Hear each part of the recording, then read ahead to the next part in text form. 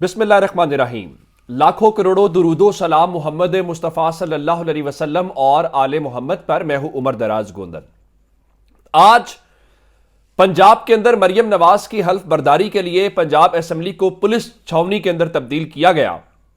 वो तो अमल आपने असेंबली से भी देखा और मैंने आपको बताया भी कि वहां पे आज ऐवान के अंदर इमरान खान के नारे भी थे और इमरान खान की तस्वीरें भी थी और उसके बावजूद अभी जो कमी रह गई आपको वो भी खबर दे देता हूं कि अब मियां असलम इकबाल वाली जो है। अब पहली खबर, आज की सबसे बड़ी खबर यह थी कि कल चूंकि खबर आ गई थी कि इमरान खान IMF को खत लिखेंगे, उसके बाद इस सिलसिले में आज इमरान खान ने खुद तस्दीक कर दी कि वो खत लिख चुके हैं और वो खत आज IMF को मिल भी चुका होगा। असल बात यह है कि अब IMF का इसके ऊपर क्या जवाब है, चूंकि पाकिस्तान के अंदर इस खत को लेकर बहुत तनकीद हो रही है, जिसमें इसहाक डार ने कहा जी इमरान खान ने जाती मफाद को कौमी मफाद के ऊपर तरजीह दी है। इसी तरह से शरी रहमान कह रही थी जी इस चीज़ को रोकना कौन सी IMF की इमदाद को या उस लोन को रोकना कौन सी हुब्बुल वतनी है। इसी तरह बाकी सब भी रद्द-ए-अमल है, जबकि बैरिस्टर गौहर जो तहरीक इंसाफ के रहनुमा है वो कह चुके हैं कि हमने जो लिखा भी है उसको जरा मंजर आम पे आ लेने दे, हमने वो मुल्की मफाद के अंदर ही लिखा है। अब इसके ऊपर दोनों तरफ की आरा है और बहुत सारे लोगों का ख्याल यह है कि यह मुश्किलात पाकिस्तान के लिए खड़ी कर सकता है। असल बात यह है कि उस खत में क्या कहा गया है और उस खत को लेके IMF का जवाब क्या है। अब जो बैरिस्टर अली जफर है वो ये कह रहे हैं कि हमने IMF को ये नहीं कहा कि आप पाकिस्तान को कर्ज ना दें या पाकिस्तान का कर्ज प्रोग्राम बंद कर दें। हम सिर्फ ये कह रहे हैं कि आप कर्ज जरूर दें, लेकिन उसके साथ आप साथ ये शर्त जरूर लगाएं कि जो पाकिस्तान के अंदर ये जो इलेक्शंस के अंदर गड़बड़ हुई है उसका ऑडिट कराया जाए। अब इस सिलसिले में जो पहली खबर आई है वो उनकी जो यहां पे एग्जीक्यूटिव डायरेक्टर हैं, जिसको आप कंट्री हेड भी कह सकते हैं, उनका तबसरा है और उनसे इस बारे में पूछा गया है कि आप इसके ऊपर क्या कहेंगी। जो उनकी डायरेक्टर कम्युनिकेशन है पाकिस्तान को लेके जोली कौजिक जो है, उन्होंने अपनी ब्रीफिंग में कहना था कि पाकिस्तान के हवाले से हम इस्तेहकाम को यकीनी बनाने के लिए नई हुकूमत के साथ पॉलिसियों पर काम करने के मुंतज़िर हैं। यानी जो नई हुकूमत आ रही है उसके ऊपर IMF ने पाकिस्तान के साथ काम करने के ऊपर आमादगी का इजहार किया। मैं उसकी वजह बता देता हूं। कोई 2 दर्जन से जायद उनकी शराइत थी और पाकिस्तान ने उसमें तकरीबन तमाम ही शराइत को पूरा कर दिया। अगर आपको पता हो तो यह हुकूमत जो निगरान हुकूमत गई है वो जाने से पहले गैस महंगी करके गई है, बिजली महंगी करके गई है और इसी वजह से अनवारुल हक काकड़ ये कह रहे थे जी हम आइंदा का लाहे अमल निगरान हुकूमत जो है वो आने वाली हुकूमत को दे के जा रही है।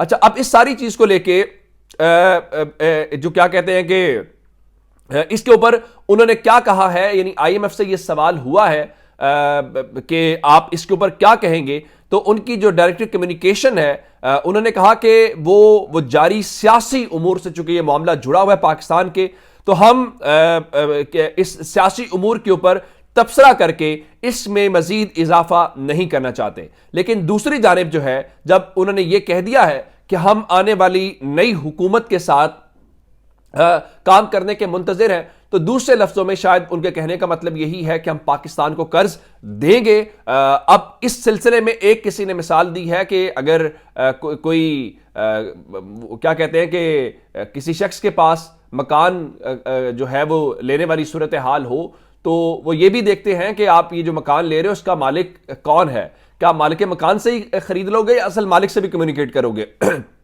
तो असल बात यह है कि वो ये नहीं कह रहे कि जो तहरीक इंसाफ का भी ख्याल है कि हम कोई कर्ज रोक सकते हैं, और मेरा ख्याल यह है चूंकि इसमें स्टेट लेवल के मामलात होते हैं, पाकिस्तान तहरीक इंसाफ अपने कंसर्न्स का इजहार कर रही है। मेरे ख्याल से, मेरी जाती राय है जिससे आप इख्तलाफ कर भी सकते हैं, कि शायद खत ना लिखा जाता तो ज्यादा मुनासिब होता। उसकी वजह क्या है, अब मैं इसके ऊपर क्यों बात करता हूं, मैं इसलिए कहता हूं कि पाकिस्तान के लोग इमरान खान की ताकत है, पाकिस्तान के लोग पाकिस्तान तहरीक इंसाफ की ताकत है। अब जब पाकिस्तान के लोग इमरान खान के साथ खड़े हैं, इमरान खान के हक में फैसला सुना रहे हैं, तो फिर हमें बाहर किसी से बात करने की या किसी को कि वो हमारे मामले में उलझे उसकी जरूरत नहीं है। पाकिस्तान के लोगों से ही रुजू किया जाना चाहिए और पाकिस्तान के लोग ही ताकत का सरचश्मा है। और पाकिस्तान के लोगों ने साबित किया है, तमाम तर चीजों के बावजूद साबित किया है कि वो इन अपनी वोट की पर्ची के जरिए इमरान खान को शुरू कर सकते हैं, और उन्होंने 8 फरवरी को भी किया है।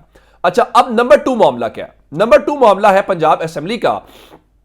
और पंजाब असेंबली में स्पीकर ने आज मियां असलम इकबाल के हवाले से, आज मरियम नवाज के हवाले से मैं बड़ी तफसील के साथ पिछले वीलॉग में बात कर चुका हूं कि वो क्या पढ़ रही थी, क्या व्रत कर रही थी, वो कितनी नर्वस आज दिखाई दे रही थी, वो बार बार वो मरियम औरंगजेब से असिस्टेंस ले रही थी, और बाकी सारी फिर वो जो हाथ जोड़ के उनका इशारा था वो उसके ऊपर भी सोशल मीडिया के ऊपर एक शोर मचा हुआ है। लेकिन असल बात क्या है? असल बात यह है कि मरियम नवाज ने जब इलेक्शन कैंपेन खत्म होने वाली थी तो आखिरी तकरीर में यह कहा था कि वो सब भुला के आगे बढ़ना चाहती हैं और सबको दावत देना चाहती हैं। लेकिन आज जो हमने मनाजिर देखे हैं, कम से कम वो नजर नहीं आ रहा। मरियम नवाज बैठी हुई थी और उनके आसपास वो उज़्मा कारदार और दीगर तमाम लोग खड़े थे और वो जो नारे लगा रहे थे, और मरियम नवाज उससे महजूज हो रही थी। उससे लगता नहीं है कि पंजाब में कोई नई शुरुआत होगी। लगता यही है कि उनके बारे में जो एक तासुर पाया जाता है कि मरियम नवाज इंतकामी सोच रखती हैं, शायद मेरा ख्याल है कि उसका हमें मुजाहरा होता हुआ दिखाई दे। अब मियां असलम इकबाल जो है वो तगड़े किस्म के आदमी है, मैं हमेशा आपको कहता हूं, और बहुत अच्छी चॉइस है पंजाब के अंदर। पॉलिटिकल वर्कर वही होता है जो ग्रास रूट लेवल से आया हो, जो सियासत के तमाम जो खाने हैं उनका हाल जानता हो, और मियां असलम इकबाल वो जानते हैं। और इसी वजह से कोशिश ये हो रही है कि उनको असेंबली ना पहुंचने दिया जाए। और मैं आपको ये बात बता दूं, आज जो असेंबली के अंदर माहौल था और जो चीजें थी, आने वाले दिनों के अंदर ये आधी ऑपोजिशन को असेंबलियों में डालेंगे। ये मेरे अल्फाज नोट कर लीजिएगा। उसकी वजह क्या है? मरियम नवाज वो इंपैक्ट जो बनाना चाहती हैं वो तभी बना सकती हैं जब सबको जेलों में डाला हो और वो रेस में अकेली दौड़ रही हूं। लेकिन मसला फिर ये है, उनके वाले साहब इस रेस में अकेले दौड़ के भी नंबर 2 आए हैं। प्रॉब्लम ये है। अब मियां असलम इकबाल के हवाले से आमिर डोगर साहब ने प्रेस कॉन्फ्रेंस की है और आमिर डोगर साहब कह रहे हैं कि मियां असलम इकबाल को गिरफ्तार कर लिया गया। इस गिरफ्तारी का मतलब क्या है? इस गिरफ्तारी का मतलब यह है कि इनके रंग में भंग पड़ गया है। इसका मतलब यह है कि डर गए हैं। इसका मतलब यह है कि इनको पता है चीजें इनसे कंट्रोल नहीं हो रही। इसका मतलब यह है जो इम्तियाज शेख कह रहे थे कि अगर मियां असलम इकबाल को ऐवान में ना लाया गया और पेश ना किया गया तो हम ना असेंबली के अंदर मामलात को चलने देंगे और हम असेंबली के बाहर भी एहतजाज करेंगे। और आज जो वो छावनी वाली मैं बात कर रहा हूं, आप शुरू कर लीजिए रीगल चौक से, माल रोड के ऊपर। रीगल चौक से अगला इशारा था चेरिंग क्रॉस, चेरिंग क्रॉस से अगला अवारी वाला। आप वो सारा जाके देख लीजिए। मुटगुमनी रोड, प्रेस क्लब वाली साइड, प्रेस क्लब तक आज जो है सॉरी, वहां तक आपको जो कैदियों वाली गाड़ियां हमें लगानी पड़ी हैं। अब इस सारी परेशानी की वजह क्या है जी? लोग एहतजाज करेंगे। अब लोग कह रहे हैं, आज बहुत सारे लोग कमेंट्स के अंदर कह रहे हैं कि देखिए आप जीते हुए नहीं हैं, लेकिन ऊपर कुरानी आयात लिखी हुई हैं और कुरानी आयात के नीचे में आप हल्फ उठा रहे हैं। जब सवालिया निशान हो तो ये चीजें तो होंगी। अब मियां असलम इकबाल अगर असेंबली में आते हैं तो परेशानी है, ना लाया गया तो मरियम नवाज का ये जो इंतखाबी अमल है वो बिल्कुल मुतनाज़ा तस्वुर किया जाएगा। ये कैसा इलेक्शन है जिसमें आप मुखालिफ पार्टी के उम्मीदवार को भी खड़ा नहीं होने देना चाहते, उसको असेंबली में आने भी नहीं देना चाहते। तो क्या उस प्रोसेस को कोई मानेगा? उसकी कोई हैसियत होगी? उसकी कोई वुकत होगी? मेरा नहीं ख्याल। आप पहले वाले इलेक्शन को देख लीजिए, उस इलेक्शन को शेर अफजल मरवत ने चैलेंज कर दिया है कौमी असेंबली के, और उसके अलावा उन्होंने जो कमिश्नर रावलपिंडी के इल्जामात की तहकीकात के लिए बनने वाली इलेक्शन कमीशन की कमेटी है उसको भी चैलेंज किया है।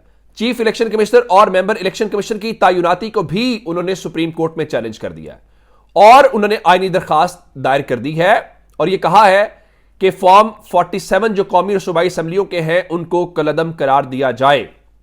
क्या काजी फायज ईसा साहब इसको टेकअप करेंगे?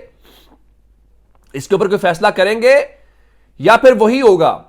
असद तूर 6-7 घंटों से जायद एफआईए के दफ्तर में है। असद तूर से मेरा भी इख्तलाफ हो सकता है, आपका भी इख्तलाफ हो सकता है, लेकिन क्या इख्तलाफ का यह मतलब है आवाजें बंद कर दी जाए? क्या इख्तलाफ का यह मतलब है कि किसी को बोलने से उसका आजादी इजहार छीन लिया जाए? बिल्कुल भी नहीं। असद तूर मेरे खिलाफ बोलेगा मैं तो भी कहूंगा ये उसका हक है, मैं जवाब दूंगा। लेकिन मैं ये हिमायत नहीं कर सकता कि सत्तूर की गिरफ्तारी जायज है या किसी की भी गिरफ्तारी जायज है। इमरान रियाज को कैंप जेल मुंतकिल कर दिया गया, क्यों मुंतकिल किया गया? खामोश करवाना है, पाकिस्तान के लोगों तक सच नहीं पहुंचने देना। हमें वही लोग चाहिए जो टीवी पे बैठ के जो हम उनको फीड करें, वो कौम के ऊपर वो मंजन चलाने की कोशिश करें। कौम उससे आगे चली गई है। आपकी सोच है पीछे रहने वाली, आप पीछे हैं, कौम पीछे नहीं है। अब असद तूर को आपने क्यों काजी फायज ईसा साहब की जात के ऊपर उन्होंने तनकीद कर दी है, यह बहुत बड़ा जुर्म बन गया है, होगा ऐसे ही। दूसरी जानिब आज शौकत बसरा साहब ने प्रेस कॉन्फ्रेंस की है और वो कह रहे थे हम अब लड़कर मरेंगे, डर कर नहीं मरेंगे। और वो कहते हैं कि अगर मरना ही है तो फिर डर के मरने की क्या जरूरत है, अच्छे तरीके से लड़के मरना चाहिए। उनका मैं 10 लाख लोगों का नुमाइंदा हूं। इमरान खान आपकी और मेरे बच्चों की जंग लड़ रहा है। जहां कुरान पाक की आयात लिखी है वहां पर फॉर्म 47 पर हल्फ उठा रहे हैं। वजीर आजम और वजीर आला बनने वाले दोनों हारे हुए उम्मीदवार हैं। अवाम के मुंह पे इतना बड़ा थप्पड़ मारा जाता है। बनाना रिपब्लिक में 15 दिन गुजरने के बावजूद अभी तक फॉर्म 45 जारी नहीं किए गए। और फिर कहा गया, मुझे कहा गया अपने केस के मुतालिक बाहर बात नहीं करनी। मैं अपने केस के बारे में बाहर बात नहीं करूंगा, लेकिन जो अंदर हुआ वो मैं बताऊंगा। मुझे चीफ जस्टिस ने मना किया, लेकिन मैं जैसे ही बाहर आया हर चैनल पे चल रहा था। शौकत बसरा को धमका दिया गया, चीफ जस्टिस साहब पाकिस्तान की तारीख का सबसे बड़ा धांधला हुआ है और आप पाकिस्तान के सबसे बड़े काजी हैं। शौकत बसरा झूठ बोले तो बेशक उसको सरेआम सजा दी जाए। मैं चैलेंज देता हूं इजाजुल हक चीफ इलेक्शन कमिश्नर कुरान पर हल्फ दे कि धांधला नहीं हुआ। अब इन सवालों का जवाब कौन देगा, कहां पे देगा? जाहिर है कोई भी नहीं देगा। और सवाल पूछेंगे तो फिर वही होगा, इमरान रियाज वाला हाल, असद तूर वाला, यही चल रहा है इस वक्त। बहुत सारा ख्याल रखिएगा अपना। खुदा हाफिज।